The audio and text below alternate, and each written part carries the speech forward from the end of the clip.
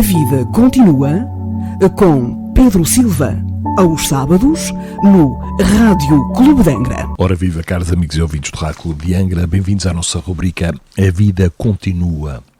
Hoje vamos tratar de um assunto que suscita muita curiosidade por muitas pessoas que já me perguntaram sobre esta temática, será que os animais têm alma? Então, vamos hoje falar da alma e da evolução dos animais segundo a doutrina espírita. Muito se debate no meio espírita sobre a questão animal. Já tivemos congressos em Lisboa, na aula magna, salvo erro, sobre esta questão, na qual a doutora Irvénia Prada, veterinária espírita, falava deste assunto de forma esclarecedora e que hoje vamos tentar aqui, de certa forma, também passar para vós o conhecimento que nós vamos adquirindo, segundo os conhecimentos que nos são dados pela espiritualidade. E em relação, então, ao debate sobre esta questão animal, pergunta-se, questiona-se, seriam eles, os animais, seres puros, seres com sentimentos, com alma? Seriam eles o nosso passado, muito antes de nos tornarmos seres individuais, pensantes e com consciência? Então tentaremos, caros amigos e ouvintes, fazer um breve estudo sobre estas questões nesta rubrica. A importância dos animais na criação e todo o processo evolutivo desses seres até chegar à fase luminal do espírito é o que tentaremos abordar aqui nestes breves minutos. E utilizaremos então como base para este estudo o capítulo 11º da segunda parte do livro dos Espíritos, onde encontramos o tema Os Animais e o Homem. Nesta parte do livro dos Espíritos, a espiritualidade traz-nos a ideia da evolução de todos os reinos vivos da Terra, desde o mineral até o reino animal. Entende-se pelo ensinamento da espiritualidade superior que tais formações orgânicas se aglutinam para que materiais eterizados sejam provocados à ação, criando sistemas, organismos e a vida orgânica em si. Através dessa vida orgânica começa este material eterizado, que vem de éter, a desenvolver-se desde os sentidos mais básicos, como o do instinto de sobrevivência, até os mais elevados, como a inteligência básica e a criação de uma individualidade. Esta individualidade é o que torna, digamos, aquele princípio inteligente um espírito. O espírito é de caráter humano, pois possui a sua individualidade construída e reconhecida por si mesmo. Este é o futuro dos animais, evoluírem em inteligência até alcançarem o patamar de espíritos, cuja inteligência, aliada ao reconhecimento da individualidade, torna o seu pensamento racional. Na questão 593, o codificador Allan Kardec pergunta à espiritualidade o seguinte: pode-se dizer que os animais só agem por instinto? E eles respondem: há ainda aí um sistema. É bem verdade, acrescentam, que o instinto domina na maioria dos animais, mas não vês que muitos deles agem com uma vontade determinada? E acrescentam: isto é inteligência, porém limitada. O limite, caros amigos e ouvintes, desta inteligência animal deve-se ao processo ainda incompleto de amadurecimento de sua alma. Esta ainda passa por vivências instintivas, ou seja, vivências onde o raciocínio ainda não é um componente presente, porém está presente, adormecido de forma rudimentar, utilizado em situações em que o animal associa imagens, reações e sensações a acontecimentos externos. Um grande exemplo de inteligência animal é o aspecto da comunicação.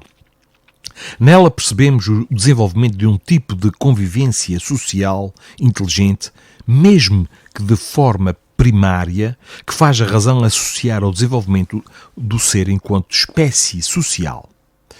Na questão seguinte, 594, pergunta-se: os animais têm uma linguagem? E eles respondem: se imaginais uma linguagem formada de palavras e de sílabas, não. Mas o meio de se comunicar entre si, sim.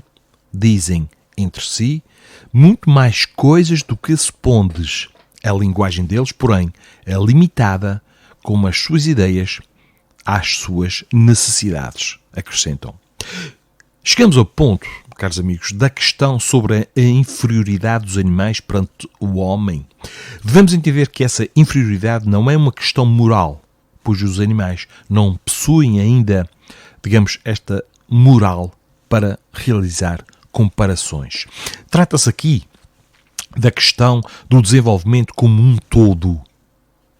Os animais estão para o homem, assim como o homem está para Deus. Neste quesito, em termos de distância evolutiva, o animal está para nós, como nós estamos para o Criador. De certa forma, em distâncias, entre aspas, evolutivas. Entendendo-se que a distância evolutiva seja tão grande, entendemos também que o animal ainda se encontra num estágio de evolução muito inferior ao do homem, evidenciada a resposta da questão a seguir, onde o livre-arbítrio dos animais é comparada ao do homem. E a questão seguinte é 595, onde se questiona: os animais possuem o livre-arbítrio dos seus atos, das suas ações? E eles respondem: eles não são simples máquinas, como o imaginais. A liberdade de ação deles, porém, é limitada às suas necessidades e não pode se comparar à do homem. Sendo muitíssimo inferiores a ele, não têm os mesmos deveres. A liberdade deles está restrita aos atos da vida material. Agora, caros amigos, entendido essa questão, podemos agora desenhar a escala evolutiva das almas desde os princípios vitais mais primitivos até a pureza espiritual. Chegamos agora num ponto-chave da discussão, que é saber se os animais têm alma. Os animais possuem, sim, uma alma, com um limitado livre-arbítrio e um primitivo senso de raciocínio. Eles vivem mais presos ao instinto e, conforme vão evoluindo, depuram este senso. E segundo o Livro dos Espíritos, nas questões a seguir destacadas que vamos mencionar, os animais possuem um estado latente de inteligência que a cada vivência física se lapida até o refinamento completo e possibilitar esta alma uma transição entre a alma animal e a alma huminal. E a questão 597 questiona o seguinte: visto que os animais possuem uma inteligência que lhes dá uma certa liberdade de ação, haverá neles um princípio independente da matéria? Eles respondem sim, e que sobrevive ao corpo. Na linha A desta mesma questão, pergunta-se: este princípio é uma alma semelhante à do homem? Eles respondem: é também uma alma, se o quiserdes, dependendo do sentido que se dê a esta palavra. Ela é, porém, inferior à do homem. Há entre a alma dos animais e a do homem distância igual àquela existente entre a alma do homem e Deus, aquilo que referimos há pouco. Na questão seguinte, 598, pergunta-se: a alma dos animais conserva depois da morte a sua individualidade e a consciência de si mesma? Eles respondem: a sua individualidade, sim, não porém a consciência do seu eu. A vida inteligente permanece em estado latente. Sendo os animais seres viventes e com alma, é de se esperar que possuam uma espécie de vida após a morte. De facto, existe neles a vida na erraticidade, ou seja, no plano espiritual, diferente da de nós, espíritos hominais, que serve para propósitos distintos do nosso. Questão 600 do Livro dos Espíritos. A alma do animal, sobrevivendo ao corpo depois da morte, fica num estado errante como a do homem? Eles respondem que fica numa espécie de erraticidade. Erraticidade é que ainda está propenso ao erro. Fica numa espécie de erraticidade, já que não está unida a um corpo, não é, porém, um espírito errante. O espírito errante é um ser que pensa e age por sua livre vontade. O dos animais não dispõe da mesma faculdade. A consciência de si mesmo é o atributo principal do espírito, que é isso que nós possuímos, e os animais não. O espírito do animal é classificado depois da morte pelos espíritos incumbidos disso e quase imediatamente utilizado. Ele não tem tempo de se relacionar com outras criaturas. Portanto, caros amigos e ouvintes, os animais progridem conforme as suas vivências, de maneira quase mecânica, visto que não possuem ainda uma consciência da sua individualidade e agem muito mais por instinto e por uma inteligência ainda adormecida os guia, digamos, na sua jornada. Bom, ao progredirem, depuram ainda mais a sua alma, até alcançarem o status de alma hominal num processo que dura milénios, pois a evolução não dá saltos. Questão 601, para terminarmos, digamos, esta questão de se os animais possuem ou não alma. Pergunta assim a Allan Kardec: os animais seguem uma lei progressiva como os homens? E eles respondem, os espíritos superiores, sim. E é por isso que nos mundos superiores, onde os homens são mais adiantados, os animais também o são, dispondo dos meios de comunicação mais desenvolvidos. Eles, porém, são sempre inferiores e submissos ao homem. São para ele servidores inteligentes. Servidores inteligentes. De certa forma, fazem parte da nossa família. São criaturas do mesmo Pai, do mesmo Deus. Com isso, caros amigos e ouvintes, com isso, entendemos mesmo que, de forma superficial, que os animais são os homens da amanhã numa escala de tempo estendida para além da nossa atual realidade. São seres menores que necessitam do nosso amor, da nossa proteção, a fim de subirem a escala evolutiva conforme as leis da natureza e que vivenciam como nós, numa escala muito menor, as vivências naturais que depuram o ser que um dia será despertada, que um dia terá despertada a inteligência consciente que possui. Quantas vezes, caros amigos e ouvintes, quantas vezes nós dizemos que o tal gato, o tal cão ou outro animal qualquer, a ele só falta falar. Nós conseguimos ver no olhar deles uma inteligência rudimentar, claro está, mas uma inteligência ali, um sentido apurado. E é mesmo isso que nós falávamos. Aquele bichinho só falta falar. Gostaria de vos deixar aqui um relato interessante sobre Francisco Canto Xavier, um médium espírita que já está no plano espiritual, sobre ele e a sua cadelinha chamada Boneca. Chico Xavier, como era mais conhecido, tinha uma cachorrinha de nome Boneca que sempre esperava por ele, fazendo uma grande festa quando o avistava. Pulava no seu colo, lambia-lhe o rosto como se o estivesse a beijar. O Chico então dizia: "Ah, Boneca, estou com muitas pulgas." Imediatamente, ela, ouvindo isso, começava a coçar o peito do Chico com o focinho. a boneca morreu velhinha e doente. Chico sentiu muito a sua falta. Envolveu-a no mais belo chale que ganhara e enterrou-a no fundo do seu quintal, não sem antes derramar muitas lágrimas. Um casal de amigos que a tudo assistiu, na primeira visita de Francisco Cândido Xavier ao Chico Xavier, que fez à cidade de São Paulo, ofereceu-lhe uma cachorrinha idêntica à sua saudosa boneca. A filhota, muito nova ainda, estava envolta num cobertor e os presentes a pegavam no colo, sem contudo desalinhá-la da sua manta. A cachorrinha recebia afagos de cada um. A conversa corria serena quando Chico entrou na sala e alguém colocou nos seus braços a pequena cadelinha.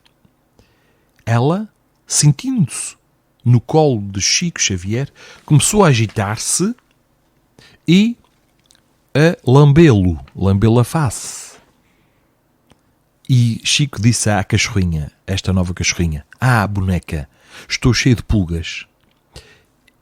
E essa cachorrinha começou então a coçar-lhe as pulgas e parte dos presentes que conheceram a boneca exclamaram: "Chico, a boneca está aqui. É a boneca, Chico." Emocionados perguntamos como é que isso poderia acontecer. E Francisco Cândido Xavier, ou Chico Xavier, respondeu-lhes: "Quando nós amamos o nosso animal e dedicamos a ele sentimentos sinceros, ao partir, os espíritos amigos o trazem de volta para que não sintamos a sua falta." "A boneca é", afirmou ele, "a boneca está aqui, sim, e ela está a ensinar esta filhota os hábitos que me eram agradáveis, que me eram queridos." E acrescenta que nós, seres humanos, estamos na natureza para auxiliar o progresso dos animais, na mesma proporção que os anjos estão para nos auxiliar. Por isso, quem maltrata um animal vai contra as leis de Deus, porque as suas leis são as leis da preservação da natureza. E com certeza, quem magoa, maltrata um animal, é alguém, caros amigos e ouvintes, que ainda não aprendeu a amar. Logo, tentemos respeitar tudo e todos. Humanidade, animais, natureza, tudo criação do Pai Celeste.